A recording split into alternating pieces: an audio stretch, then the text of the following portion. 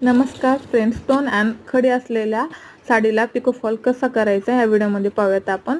पहिलं तर व्यवस्थित फॉल धुवून घ्यायचा, सुकवून घ्यायचा, नंतर दीड मार्जिन घेऊन व्यवस्थित फॉल अटॅच करून घ्यायचा। फॉलला पहिले टिप मारून घ्यायची व्यवस्थित, अशा पद्धतीने व्यवस्थित अटॅच करून घ्यायचा। तुम्ही पाहू शकता सुई तुटायची भीती असते, त्याच्यामुळे आपण हळूहळू स्टिच करून घ्यायचं, जेणेकरून सुई तुटणार नाही आणि स्टोनला अडकणार नाही। अशा पद्धतीने व्यवस्थित स्टिच करून घ्यायचं। साडीला जर खडी छोटी असेल तर सुई तुटायचा काही प्रॉब्लेम नाही।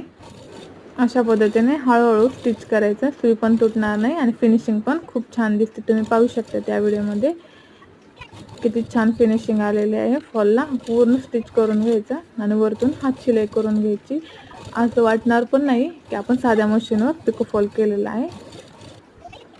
खूप छान आणि फिनिशिंग सोबत पिको फॉल तयार होतो। अशा पद्धतीने तुम्ही पण पिको फॉल करा।